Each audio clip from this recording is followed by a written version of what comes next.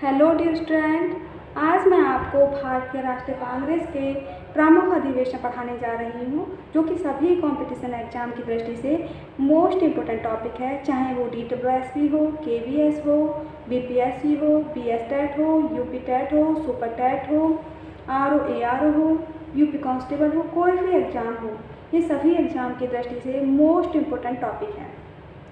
तो भारतीय राष्ट्रीय कांग्रेस के अधिवेशनों की शुरुआत 1885 ईस्वी में हुई थी और ये लगातार 1947 ईस्वी तक चलते रहे थे। लेकिन मैंने यहाँ पे उन्हीं अधिवेशनों को नोट डाउन करा है जो एग्जाम की दृष्टि से मोस्ट इम्पोर्टेंट हैं, जो किसी न किसी घटना से रिलेटेड हैं। तो ये जो अधिवेशन हुए, जिस स्थान पर भी हुए, ये उसी नाम से जाने गए। जैसे कि पहला अधिवेशन 1885 में बम्बई में हुआ था, तो ये बम्बई अधिवेशन के नाम से जाना जाता है। दूसरा हमारा कलकत्ता अधिवेशन था, जो कि कलकत्ता में हुआ था, इसलिए ये कलकत्ता अधिवेशन के नाम से जाना जाता है। तो ये जिस स्थान पर हुए थे, ये उसी नाम से जाने गए। तो आपसे एग्जाम में इनकी सन पूछ लेगा, या फिर स्थान पूछ लेगा, या फिर इसकी अध्यक्षता किसने की थी, या फिर ये किस घटना से संबंधित है, या फिर ये कौन से नंबर का अधिवेशन है। तो आप इस वीडियो को कंप्लीट वॉच कीजिएगा, किसी भी टाइप से क्वेश्चन आ सकता है। ठीक है, तो अब हम स्टार्ट करते हैं।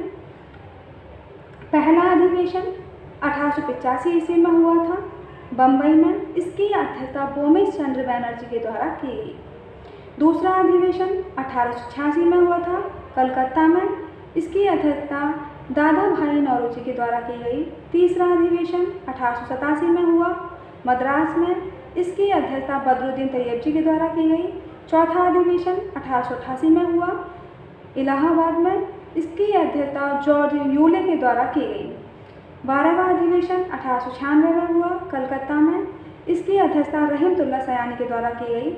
21वां अधिवेशन 1905 में हुआ, जिस टाइम बंगाल विभाजन हुआ था, वाराणसी में हुआ। इसकी अध्यक्षता गोपाल कृष्ण गोखले के द्वारा की गई थी, जो कि महात्मा गांधी के राजनीतिक गुरु थे। 22वां अधिवेशन 1906 में हुआ कलकत्ता में। इसकी अध्यक्षता दादा भाई नौरोजी के द्वारा की गई। 23वां अधिवेशन 1907 में हुआ सूरत गुजरात में। इसकी अध्यक्षता रासबिहारी घोष के द्वारा की गई। 26वां अधिवेशन 1911 में हुआ कलकत्ता में। इसकी अध्यक्षता विशन नारायण धर के द्वारा की गई। और 31वां अधिवेशन 1916 में हुआ। इसकी अध्यक्षता लखनऊ में हुआ था। इसकी अध्यक्षता अंबिकाचरण मजूमदार के द्वारा की गई। 32वां अधिवेशन 1917 में हुआ कलकत्ता में। इसकी अध्यक्षता एनी बेसेंट के द्वारा की गई। 35वां अधिवेशन 1920 में हुआ कलकत्ता में। इसकी अध्यक्षता लाला लाजपत राय के द्वारा की गई थी और यह भारतीय राष्ट्रीय कांग्रेस का विशेष अधिवेशन था। और 1920 में ही नागपुर अधिवेशन हुआ। इसकी अध्यक्षता वीर राघवाचार्य के द्वारा की गई और यह भारतीय राष्ट्रीय कांग्रेस का वार्षिक अधिवेशन था।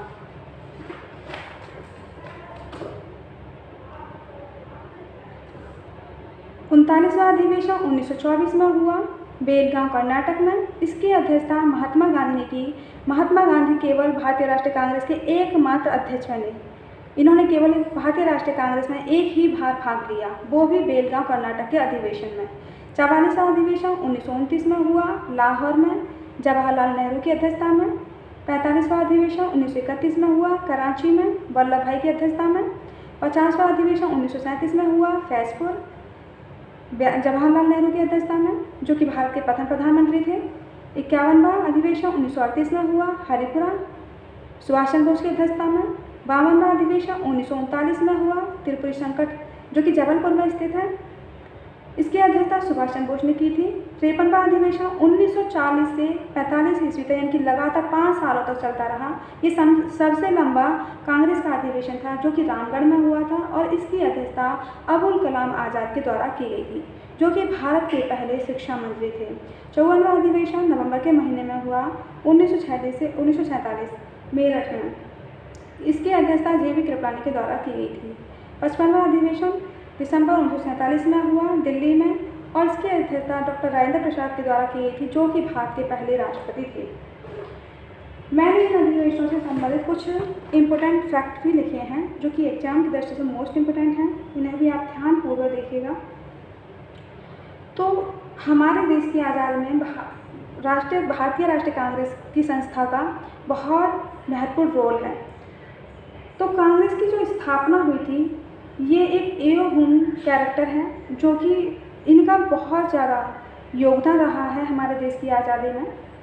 तो एओ हुम जो कि भारतीय सिविल सेवा के सेवानिवृत्त ब्रिटिश अधिकारी थे। इनका पूरा नाम एलन ऑक्टेवियन हुम है। इन्होंने ही भारतीय राष्ट्रीय कांग्रेस की स्थापना की थी। हुम भारतीय राष्ट्रीय कांग्रेस के अग्रदूत कहे जाते हैं। ये शिमला में आकर बस गए और इन्होंने 1884 ईस्वी में भारतीय राष्ट्रीय संघ की स्थापना की। यानी कि जो भारतीय राष्ट्रीय कांग्रेस है उसकी स्थापना पहले, यानी कि 1 साल पहले 1884 में भारतीय राष्ट्रीय संघ के नाम से हुई थी। तो आपसे अगर पूछा जाए कि भारतीय राष्ट्रीय कांग्रेस का प्राचीन नाम क्या है, तो वो भारतीय राष्ट्रीय संघ है। भारतीय राष्ट्रीय कांग्रेस की स्थापना 1885 ईस्वी में एओ हुम के द्वारा की गई थी। कांग्रेस का पहला अधिवेशन 1885 ईस्वी को बम्बई के गोकुलदास तेजपाल संस्कृत महाविद्यालय में हुआ था। ये मोस्ट इम्पोर्टेंट फैक्ट है, ध्यान रखिएगा। पूछा जाएगा कि पहला अधिवेशन कब हुआ था, तो 1885 में हुआ था। कहाँ हुआ था? बम्बई में हुआ था। बम्बई में किस स्थान पर हुआ था? तो गोकुलदास तेजपाल संस्कृत महाविद्यालय में हुआ था। तो जो भारत का पहला कांग्रेस अधिवेशन था उसमें कुल 72 प्रतिनिधियों ने भाग लिया था, जिसमें से ज़्यादातर वकील थे। कांग्रेस का पूर्व नाम भारतीय राष्ट्रीय संघ था, जो कि मैं अभी पीछे बता चुकी हूँ आपको। लेकिन मतलब पहले इसका नाम भारतीय राष्ट्रीय कांग्रेस का नाम भारतीय राष्ट्रीय संघ था, लेकिन दादा भाई नौरोजी के सुझाव पर इसका नाम बदलकर भारतीय राष्ट्रीय कांग्रेस कर दिया गया। इसकी अध्यक्षता WC बैनर्जी के द्वारा की गई थी। यानी कि जो भारतीय राष्ट्रीय कांग्रेस का प्रथम अधिवेशन था उसकी अध्यक्षता WC बैनर्जी के द्वारा की गई थी और इनका पूरा नाम भूमेश चंद्र बैनर्जी है। एओ हुम इसके महासचिव थे। जो भारतीय राष्ट्रीय कांग्रेस संस्था है इसके महासचिव एओ हुम थे, क्योंकि इन्होंने ही इसकी स्थापना की थी। जिस समय कांग्रेस की स्थापना हुई उस समय भारत का वायसराय लॉर्ड डफरिन था। ये भी मोस्ट इम्पोर्टेंट फैक्ट है। पूछा जाता है कि जिस समय भारतीय राष्ट्रीय कांग्रेस की स्थापना हुई उस समय भारत का वायसराय कौन था, तो लॉर्ड डफरिन थे। लॉर्ड डफरिन ने कांग्रेस का मजाक उड़ाते हुए कहा था, यह सूक्ष्मदर्शी अल्पसंख्यकों की संस्था है। WC बैनर्जी 2 बार 1885 और 1892 में कांग्रेस के अध्यक्ष बने। कांग्रेस के अधिकांश वार्षिक अधिवेशन दिसंबर के अंत में ही हुए थे। दादा भाई नौरोजी 3 बार 1886, 1893, 1906 कांग्रेस के अध्यक्ष बने। ये भी क्वेश्चन मोस्ट इम्पोर्टेंट है। पूछा जाता है कि दादा भाई नौरोजी कितनी बार भारतीय राष्ट्रीय कांग्रेस के अध्यक्ष बने हैं, तो 3 बार बने हैं। कब कब बने हैं? 1886, 1893, 1906 में। या फिर सर्वाधिक बार अध्यक्षता किसके द्वारा की गई है, तो वो भी दादा भाई नौरोजी के द्वारा ही की गई है। बदरुद्दीन तैयब जी कांग्रेस के पहले मुस्लिम अध्यक्ष थे। तो ये भी क्वेश्चन कई बार आ चुका है कि भारतीय राष्ट्रीय कांग्रेस के प्रथम मुस्लिम अध्यक्ष कौन थे, तो वो थे बदरुद्दीन तैयब जी। जॉर्ज यूले प्रथम यूरोपीय थे जो भारतीय राष्ट्रीय कांग्रेस के अध्यक्ष बने। मतलब काफ़ी विदेशी बने थे। अगर पूछा जाता है कि प्रथम विदेशी कौन था, या प्रथम यूरोपीय या प्रथम अंग्रेज भारतीय राष्ट्रीय कांग्रेस का अध्यक्ष कौन था, तो वो जॉर्ज यूले थे, जो कि भारतीय राष्ट्रीय कांग्रेस के प्रथम यूरोपीय अध्यक्ष थे। अब 12वां जो अधिवेशन था 1896 में हुआ, जो कि कलकत्ता अधिवेशन था। इसकी अध्यक्षता रहीमतुल्लाह सयानी के द्वारा की गई थी। तो रहीमतुल्लाह सयानी की अध्यक्षता में ही पहली बार राष्ट्रीय गीत वंदे मातरम को गाया गया था। तो ये क्वेश्चन भी बनता है, पूछा जाता है कि वंदे मातरम का पहली बार गान किस अधिवेशन में किया गया था, तो कलकत्ता अधिवेशन में। कब किया गया था? 1896 में। किसकी अध्यक्षता में? रहीमतुल्लाह सयानी की अध्यक्षता में। ठीक है, तो ये कौन से नंबर का अधिवेशन था? तो 12वें नंबर का अधिवेशन था। और ये भी पूछ लिया जाता है कि वंदे मातरम के लेखक कौन है, तो वो बंकिम चंद्र चटर्जी हैं। अब 1906 के कलकत्ता अधिवेशन में दादा भाई नौरोजी की अध्यक्षता में पहली बार स्वराज शब्द का प्रयोग किया गया था। ये भी पूछा जाता है कि स्वराज शब्द का सर्वप्रथम प्रयोग किस अधिवेशन में किया गया था, तो 1906 के कलकत्ता अधिवेशन में किया गया था। किसकी अध्यक्षता में? दादा भाई नौरोजी की अध्यक्षता में। अगर आपसे पूछा जाए कि स्वराज शब्द का नारा सर्वप्रथम किसके द्वारा दिया गया, तो वो दयानंद सरस्वती के द्वारा दिया गया था। जब 1875 ईस्वी में आर्य समाज की स्थापना दयानंद सरस्वती के द्वारा गिरगांव मुंबई में की गई थी, उसी दौरान आगे चलकर 1876 ईस्वी में दयानंद सरस्वती जी ने स्वराज की मांग की थी। तो सर्वप्रथम अगर स्वराज शब्द का प्रयोग किया जाए तो किस व्यक्ति के द्वारा किया गया था, तो वो दयानंद सरस्वती के द्वारा ही किया गया था, जिसे आगे चलकर बाद में लोकमान्य बाल गंगाधर तिलक के द्वारा आगे बढ़ाया गया था। तो आपने उनका स्लोगन भी सुना होगा जो कि बहुत ज़्यादा प्रसिद्ध है कि स्वराज मेरा जन्मसिद्ध अधिकार है और मैं इसे लेकर रहूँगा। तो ये जो इस नारे की जो स्टार्टिंग की गई थी वो दयानंद सरस्वती के द्वारा ही की गई थी। ये बात आप याद रखना, बहुत ज़्यादा मोस्ट इम्पोर्टेंट है। अब 1907 के सूरत अधिवेशन में रास बिहारी घोष की अध्यक्षता में कांग्रेस का विभाजन हुआ, यानी कि जो हमारे दो दल थे नरम दल एवं गरम दल दोनों का ही विभाजन हो गया। तो ये मोस्ट इम्पोर्टेंट है, ये भी कई बार क्वेश्चन बना है कि कांग्रेस का विभाजन किस अधिवेशन में हुआ था, तो सूरत अधिवेशन में हुआ था। कब हुआ था? 1907 में। और ये कौन से नंबर का अधिवेशन था? तो ये 23वें नंबर का अधिवेशन था, जिसकी अध्यक्षता रास बिहारी घोष के द्वारा की गई थी। अब 1911 के कलकत्ता अधिवेशन में विशन नारायण धर की अध्यक्षता में पहली बार राष्ट्रीय गान का जन गण मन का गान किया गया।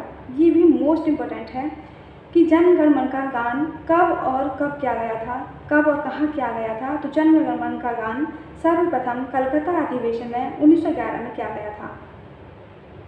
और किसकी अध्यक्षता में? तो विशन नारायण धर की अध्यक्षता में। अब 1916 के लखनऊ अधिवेशन में अंबिका चरण मजूमदार की अध्यक्षता में कांग्रेस और मुस्लिम लीग के बीच लखनऊ पैक्ट हुआ, यानी कि जो 1907 में दोनों मतलब नरम दल और गरम दल का जो विभाजन हो गया था, अब वो 1916 के लखनऊ अधिवेशन में क्या होता है, उन दोनों में समझौता हो जाता है, यानी कि नरम दल और गरम दल एक हो जाते हैं।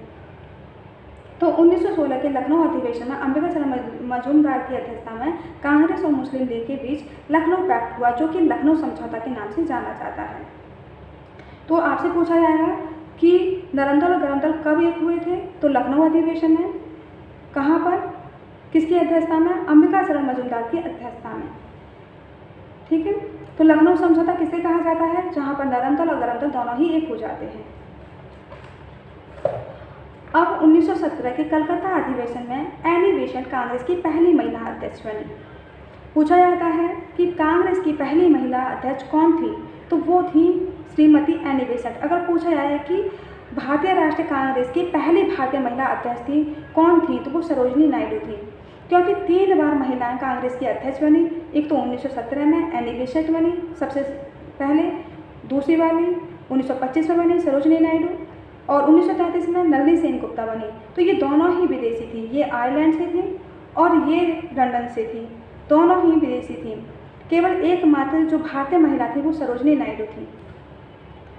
तो जो श्रीमती एनी बेसेंट थी, इन्होंने थियोसॉफिकल सोसाइटी की स्थापना की थी और ये इसकी प्रधान अध्यक्ष रहीं। और उन्होंने एनी बेसेंट ने 1916 में होम रूल लीग की स्थापना की और 1917 में कांग्रेस की अध्यक्ष बनी थी, यानी कि 1916 में इन्होंने होम रूल लीग की स्थापना की थी और 1917 में ये कांग्रेस की अध्यक्ष बन गई। अब जो सरोजनी नायडू थी, ये भारत की प्रथम राज्यपाल रही हैं उत्तर प्रदेश से, और ये भारतीय राष्ट्रीय कांग्रेस की अध्यक्ष भी बनी थी।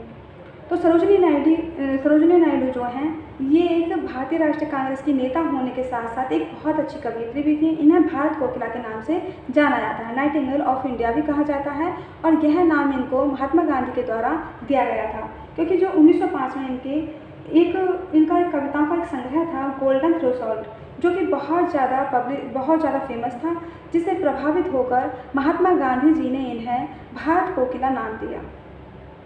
ध्यान रखना। अब 1924 में 24 के बेलगांव कर्नाटक में गांधी जी मात्र एक बार अध्यक्ष बने। ये हमारा 39वें नंबर का अधिवेशन था।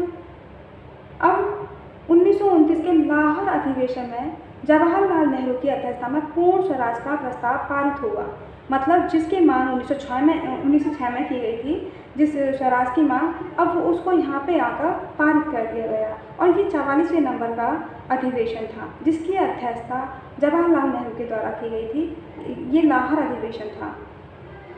इसी अधिवेशन में पहली बार झंडा फहराया गया। कई बार पूछा जाता है कि पहली बार झंडा कब और कहाँ फहराया गया था, तो ये हमारा लाहौर अधिवेशन हुआ था 1929 में, जहाँ पर पहली बार इसे लाहौर में रावी नदी के तट पर फहराया गया था। किसकी अध्यक्षता में? पंडित जवाहरलाल नेहरू की अध्यक्षता में। और यहीं पर 26 जनवरी 1930 को पहली बार स्वतंत्रता दिवस मनाने का निश्चय किया गया था। तो अगर पूछा जाए कि पहली बार स्वतंत्रता दिवस कब मनाया गया था, तो 26 जनवरी 1930 ईस्वी को मनाया गया था। 1940 से 45 के रामगढ़ अधिवेशन में अबुल कलाम आज़ाद सबसे लंबे समय तक कांग्रेस के अध्यक्ष रहे। ये मोस्ट इम्पोर्टेंट है। रामगढ़ जो अधिवेशन हुआ था, इसके जो अध्यक्ष हैं वो अबुल कलाम आज़ाद रहे, जो कि भारत के पहले शिक्षा मंत्री थे। ये यानी कि अगर आपसे पूछा जाए कि भारतीय राष्ट्रीय कांग्रेस की सबसे लंबे समय तक कांग्रेस के अध्यक्ष कौन रहे, तो वो अबुल कलाम आज़ाद हैं, जो कि भारत के पहले शिक्षा मंत्री रह चुके हैं।